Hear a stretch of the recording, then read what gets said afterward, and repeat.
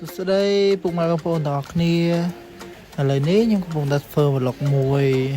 យើងกับปุ่มท้ายទៅស្រះចាប់ត្រីต่อគ្នាឥឡូវមកតាមខ្ញុំต่อគ្នាបងប្អូនต่อគ្នា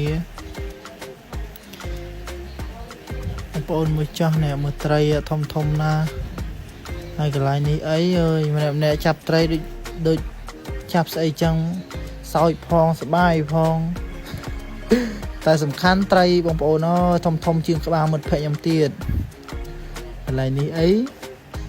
គេបង្ហាញអីទៀតហ្នឹងបងប្អូនគ្នាអូគេបង្ហាញត្រីហើយបងប្អូនបងប្អូនគ្នាស្គាល់ណាគេស្គាល់ត្រីនឹងអត់បើស្គាល់ប្រាប់ខ្ញុំផងខ្ញុំតាំងពីកើតមកអត់ដែលស្គាល់ត្រីនេះទេអត់ដឹងត្រីអីទេមើលវាធំភ្នែកវាធំកន្លែងនេះវិញអីក៏បានច្រើនដែរនេះអីត្រីតែអ្នកទាំងអស់គ្នាអើយធំសឡប់កន្លែងនេះអីត្រីរ៉ស់បងប្អូនអរគ្នាត្រីរ៉ស់ម្ដងហើយនិយាយថាត្រីមានគ្រប់ម៉ាកគ្រប់ម៉ូតអាទូចក៏មានអាធំក៏មានកន្លែងនេះអីទៅលើកពីស្បែកទៀតហើយអ្នកទាំងអស់គ្នាមើលបាន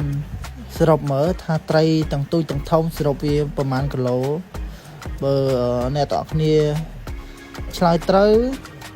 ចាញ់ខ្ញុំឲ្យកដោឥឡូវនេះមើលសិចកូនត្រីអាធំក៏មានអាទូចក៏មានអានេះដល់វគ្គវាដាក់តាមធឺវាបងប្អូនទាំងគ្នាដាក់តាមធំទូចតាមទូចឥឡូវនេះវីដេអូយើងក៏ជិតចប់ទៅហើយ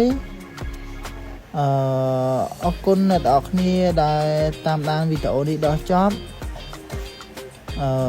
វីដេអូនេះក៏បានចប់ហើយអរគុណអ្នកទាំងអស់គ្នាច្រើន